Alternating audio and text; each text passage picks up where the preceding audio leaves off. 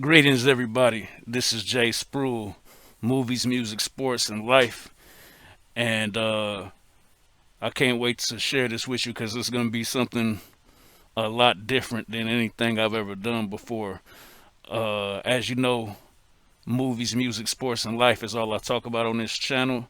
And some of you may know that I'm an active adult league basketball player. This is my jersey from when I played in Atlanta for the Atlanta Sport and Social Club, and now um, also play for another league. And I'm going to be talking to my teammates in this league about some ideas that I have defensively and offensively for us to win our game next week. We did win our game last night, but it was just barely won. And I'm really looking forward to it. And I guess in terms of, I think it's fair to question, well, who are you to come up with strategies about, recreational basketball? Well, I'm gonna tell you, my guys really want to compete and they really want to win. Even though we out there to have fun, every last one of the guys on my team are serious about winning. And I kind of like that balance. There's a balance between, hey, it's just a game. We out here exercising, having some fun. But at the end of the day, what can we do to get better? And what can we do to excel on the court? And with our league, none of the players ever know each other for the most part. And we all have to come together like just on the spot and try to play. So my background is that I coached for eighth grade. I was the basketball coach for the Whitnall Falcons, and Whitnall is where Tyler Hero of the Miami Heat. That's where he went to middle school and high school. So here is my, I guess to make it official, my coaching. I don't know what they call these. My fancy zip up, and we were pretty successful with me coming aboard as a coach compared to how well they did the previous year before I was coaching there. So, with that being said, I've already been running my mouth for 3 minutes. Here we go. And, fellas, we're going to start with the 3-2 zone. All right, Orange team. So, y'all know my history a little bit. Each one of these four different sections that I'm talking in, I'm going to have a different one of the t-shirt jerseys. So this is the very first season of the league when we were playing outdoors and my squad went 0-8. So that was painful, but I had never went winless ever in my life before on a team. So hey, at least pat yourself on the back and salute yourselves that we got the first win of the season. So at least, I don't know if you've ever done it before, but at least this season you will never experience going 0-5 or however many games we end up playing. All right, so 3-2 zone. So you take a look at the top. The red star is Ron. Green star is Luke. The brown star is Al. You see what I did there? Al, brown boy, brown star. um, I think that's Logan with the Carolina blue star, and then I put myself with I guess the yellowish orange star. The 3-2 zone. Now, if you take a look at where we are on the court, a lot of you guys would probably be thinking, well, Ron is taller than you, John. Why would you have Ron up at the top of the 3-2 zone when he's taller than you? You always want your tallest people at the back of the zone. Not necessarily. See, the thing about Ron is tall, lanky, and quick. When you run in the 3-2 zone, you can be kind of unconventional depending on the personnel that you have. So yeah, if Ron was not quick on his feet, then yeah, I'd probably go to the top and have Ron come down. But with Ron being tall and he has reach, if all of us on the orange team stand next to each other and we spread our arms out as far as we can, Ron by far has a greater reach than all of us.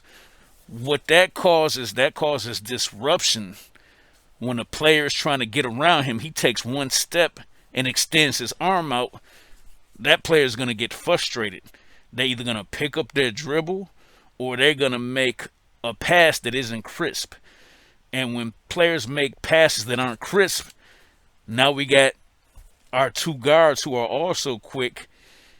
They can either trap or they can come in real fast to take down those passes. And then you got myself and you got Logan down low, so we can be there for the rebounding, take the punishment if somebody tries to drive up the middle, possibly draw a charge, or we might even block a shot or two. Also, it's going to be important, Logan, you and I, if they try to skip passes across the lane, we're not allowing that. You're either going to have to take an off-balance three-pointer or you're going to have to take a contested shot. But when we're down there, you're not just skipping the ball anywhere you want to go, because we're going to intercept that pass and make you pay for it. So that's the first version of the 3-2 zone and why I have a lot of confidence that if we practice this or at least try it out next Thursday, it's going to be successful. And trust me, we'll be doing this against a team that was unorganized last night and very frustrated. This Gray team, okay, it would be one thing if we just come out there and play. We might just beat them even if we just come out there and play without thinking of any type of strategy. But I promise you guys, if we come out organized and run this against that team, they are going to be overwhelmed. All right?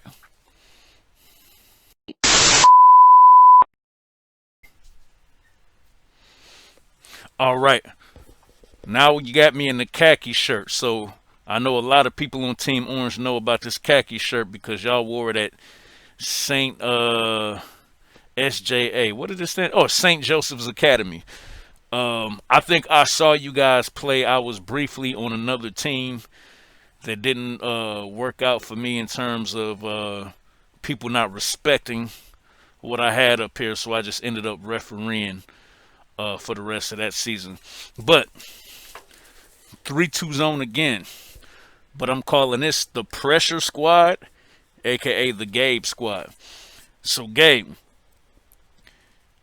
in this iteration of the 3-2 zone, you will be at the top of it instead of Ron. Now, the thing that, if you think about what I just said in the previous segment, this is also going to frustrate the opposing defense, specifically this Gray team that only scored 10 points last night. So imagine you got this tall, lanky dude with these long arms. So he's been frustrating me as I'm trying to get the ball across the court. I got these two quick guys, Luke and Al, have been supporting the tall, lanky guy with the long arms. So when I try to turn this way, I still got to deal with two quick people. Imagine Ron going to the bench to get some rest. And the player has already been frustrated because his tall, lanky self has been harassing him. And then you come in 5'3" and quick. And now you're doing the same type of thing, but it's a different type of frustration. As an offensive player, you are frustrated when somebody is tall and has long arms and doesn't necessarily have to be quick, even though Ron is quick. But when somebody is short and quick and being a pest and being just harassing someone defensively, that does even more because it'll get to the point they'll start picking up their dribble. They'll start complaining to the referee. They'll start saying, hey, Gabe is fouling me, when all you're doing is just getting up into them, just playing defense. And then we still got our second line of defense here. We still got two quick perimeter players. And in this iteration, we got the father and the son down low to anchor that defense in case anybody tries to come to the basket. It's not happening. They're going to be getting the rebounds, possibly shooting outlet passes to start the fast break. So I call that the pressure squad because I feel like if it goes the way I think it'll go with Ron at the top, I think it's going to be even worse for teams when Gabe comes in applying that same pressure that Ron was doing, because it's a different type of pressure because of a different type of body type.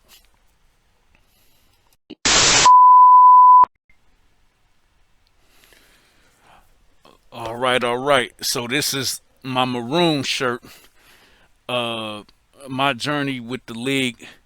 This was the first time I ever quit a team, and I had one player do something that was disrespectful to my game on the court, and I came close to. I was about to pick up the ball and hit him in the face with it, but I got so much respect for Bill Coon, the commissioner of the league. I said I can't do that. And then I had another player on the team that was disrespecting me by just refusing to pass the ball to me. And he literally a couple times caused a turnover, aka jump ball, because he was trying to do anything but pass me the ball when I was wide open, and it was obvious that he should pass it to me. But it's a learning experience. Sometimes you go through that, and that's why I understand the importance of respecting my teammates. So I just want you guys to know that the way that I was treated on this team, I would never disrespect any of you guys like that. And even with last night, if I sub myself in for you, it isn't because I think I'm a better player than you. It isn't because I think that you are playing terrible at the moment. It might be simply because I noticed that you haven't come out of the game yet. And I think everybody, A, needs to share the playing time, but B, our best players need to be at their best in the last moments of the game. And if you play the entire game and you never sit down and chill and catch your breath, you might not have that extra push that you need in the late seconds because you never sat down the whole game. So now keep in mind, Orange Team, with this, I do think that on offense, even though we didn't score very many points, Luke was the main one scoring the ball for us. We definitely would not have won if it wasn't for what he did. However, I don't think we need to make very many changes, but I at least want to give us two options to run something. Okay, so we can just come down and just kind of freestyle. That's what everybody in the league does. But this is going to be one of two options that we can do that as a team, as a unit, we can actually run something. All right. This one is called 4 out. So if you notice, that's me here. So because I know how this works and because I'm a very good passer off of instinct,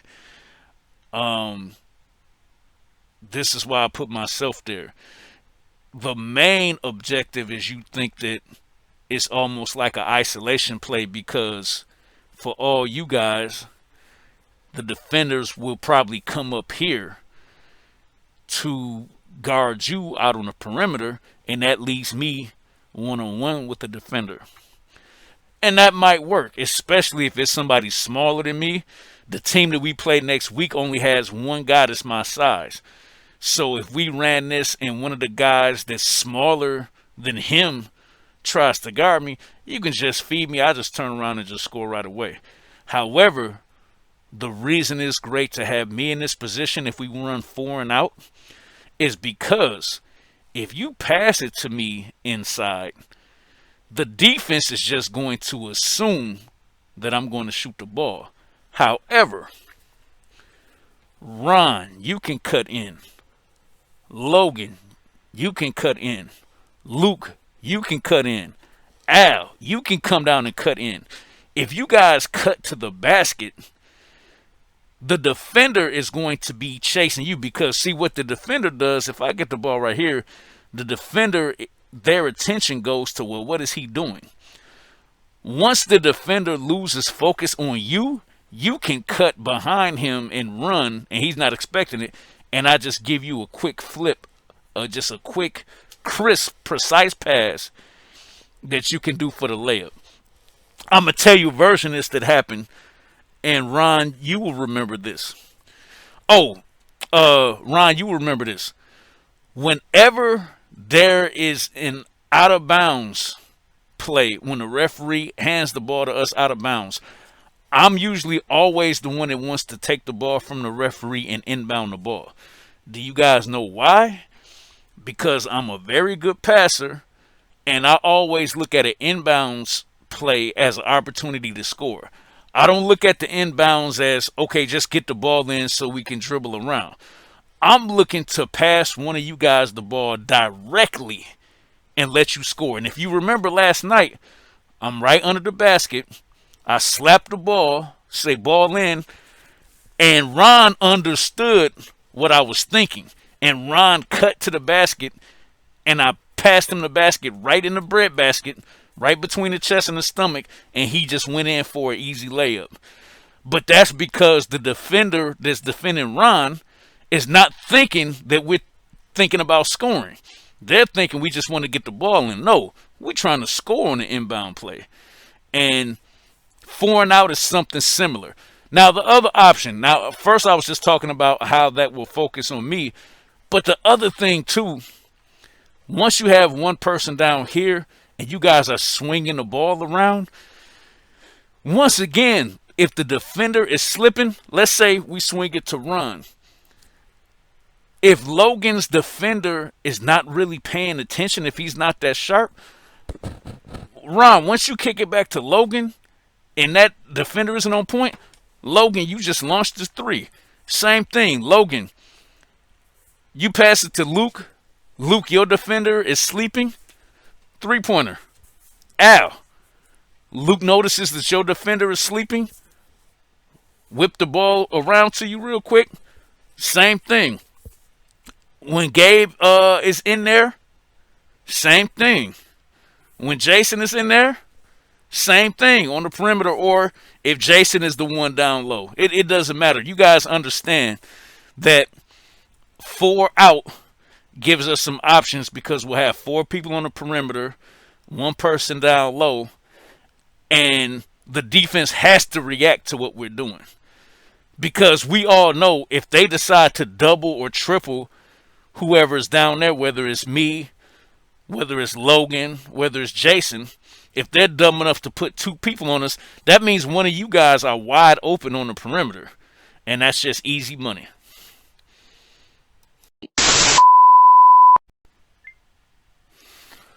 Okay. So now, I got our shirt on. Tennessee Orange Squad. This is Super S, aka Super Screen. Obviously, we don't want to scream out Super Screen because they know exactly what we're about to do. But if we say Super S, yeah, eventually they might figure out that the S is for screen, but do something about it. Stop it. So if you notice, I got Luke up here, got John, Logan up here. Why are we up way up there by them?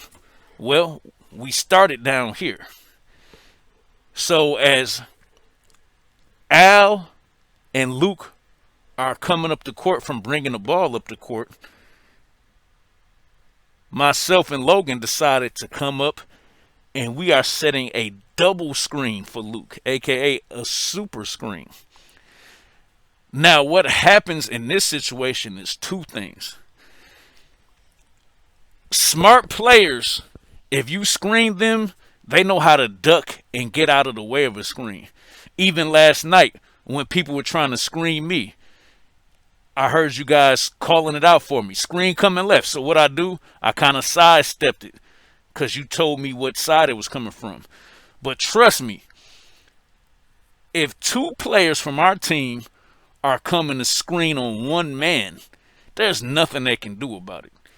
Now that gives Luke the option to go around, but also you have to think, our men, if if myself and Logan leave from down low to come up the screen for Al or Luke, our men have to follow. So when they follow, look at the two things that happen. In this situation, Ron, you are always going to stay on that wing because you are very quick. If we come up here to screen for Luke or Al or Gabe or whoever is at the top, once again, if your man who's defending you is kind of caught watching, like, why are they running up there? If that split second that your man is watching what me and Logan are doing up there with the screen, you can cut, and Luke, Al, Gabe will acknowledge the fact that your man was sleeping and you caught him slipping, and you can cut for an easy basket. And also, Al, the same thing for you. If we come up and screen and Luke is looking at Ron, but Ron's man is staying at home and says, I'm not letting Ron go anywhere, there's a chance, Al, that your defender is going to be sleeping. If your defender is sleeping when John and Logan, when we come up the screen for Luke, then you can cut on this side and Luke can find you for an easy layup. So that's Super S, aka Super Screen. So I look forward to seeing y'all on Monday for practice. And if for any reason we are not able to practice on Monday, y'all can best believe I will be ready next Thursday. I only took 2 shots last night, and I made 1. So I can promise y'all that won't happen again. I was trying to get a feel for the team and kind of get a feel for how everybody plays with each other, since most of you guys knew each other already. But that's not nearly aggressive enough. Don't worry about it. I will find a way to create more shots for myself, to be able to contribute more. So I mean, at least we won. But I don't think we'll win with me only taking 2 shots. I definitely have to force the defense to be more honest than that, because if the defense feels that you have players on your team who aren't any threat to score, it's a negative impact on the rest of y'all. So we all got to do our job to put that ball in the bucket. So, we might not score as much as Luke, Ron, or Al did, but you got to put it in the bucket, because you got to keep everybody on defense. You got to keep all of them honest, and they have to respect all of us in order to win as a team. Salute.